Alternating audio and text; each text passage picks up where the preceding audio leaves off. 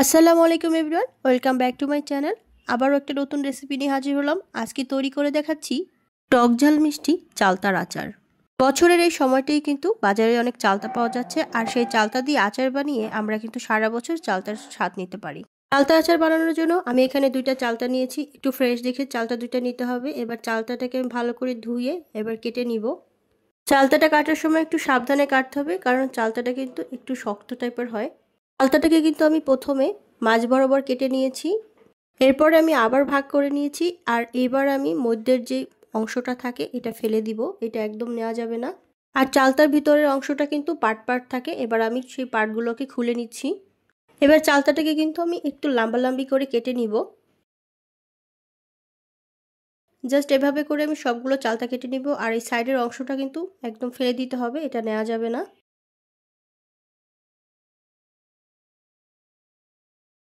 আর এভাবে করে আমি সবগুলো চালতা কেটে নিয়েছি। চালতাটা কেটে আমি খুব ভালো করে ধুয়ে তারপর পানিটা ছেঁকে নিচ্ছি। আর এখানে চালতাটা সিদ্ধ করার জন্য একটা হাঁড়িতে দিয়ে দিয়েছি পানি ফুটে আসার পর আমি দিচ্ছি 1 টেবিল চামচ লবণ আর 1 টেবিল চামচ দিচ্ছি হলুদ। আর এবার আমি দিয়ে দিচ্ছি চালতাগুলো।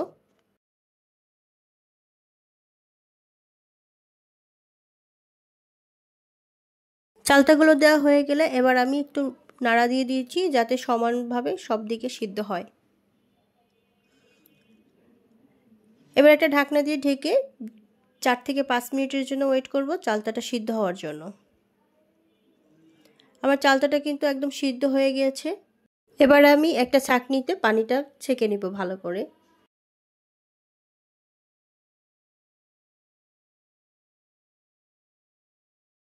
আর এদিকে আমি আচারের জন্য একটা মশলা তৈরি করব।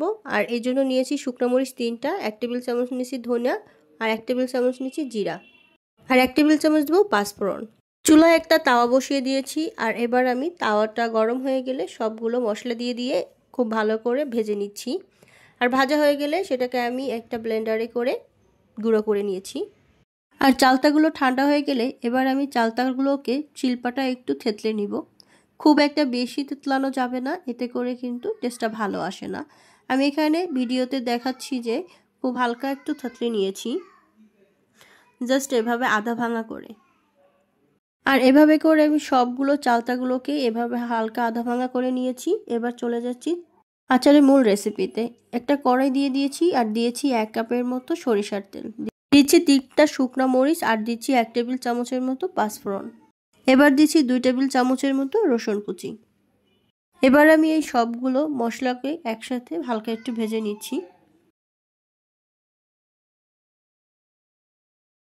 রসুনটা যখন একটু হালকা বাদামি রঙের হয়ে আসবে, এই পর্যায়ে আমরা দিয়ে দিচ্ছি আগে থেকে সেই থেতলে নেওয়া চালতাগুলো।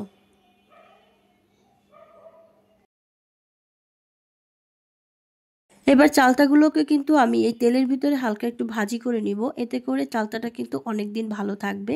আর এই পর্যায়ে দিচ্ছি 1 টেবিল চামচ সেই গুঁড়ো করে রাখা মশলাটা, দিচ্ছি 1 কাপের মতো গুড়। এখানে আমি খেজুর গুড় ব্যবহার করেছি, আপনারা চাইলে যে কোনো গুড়ই ব্যবহার করতে পারেন। এবার দিচ্ছি 1 কাপ চিনি। এবার আমি খুব ভালো করে একটু মিক্সড করে নিচ্ছি। আর এখন দিচ্ছি গুঁড়া মরিচ 1 টেবিল চামচ। আর এই পর্যায়ে দিচ্ছি হাফ টেবিল চামচ লবণ। এবার আমি সবগুলো উপকরণ খুব ভালো করে কষিয়ে নিব। আচার বানানোর সময় যত ভালো কষানো হয় সেক্ষেত্রে কিন্তু আচার দীর্ঘদিন ভালো থাকে।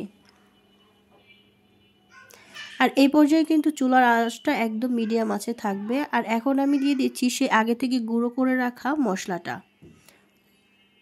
আর চালতা আচার বানানোর সময় চেষ্টা করবেন গুড় ব্যবহার করতে, এতে করে কিন্তু আচারের টেস্টটাও ভালো আসে এবং কালারটাও কিন্তু অনেক সুন্দর আসে। এবার আমি চুলার আঁচটাকে একদম মিডিয়াম আঁচে রেখে আচারটাকে খুব ভালো করে কষিয়ে নিচ্ছি। আর আপনারা যদি আচারটাকে 1 বছর সংরক্ষণ করতে চান সেই ক্ষেত্রে কিন্তু এই পর্যায়ে এসে হাফ কাপের মতো ভিনেগার, হোয়াইট ভিনেগার অ্যাড করতে হবে।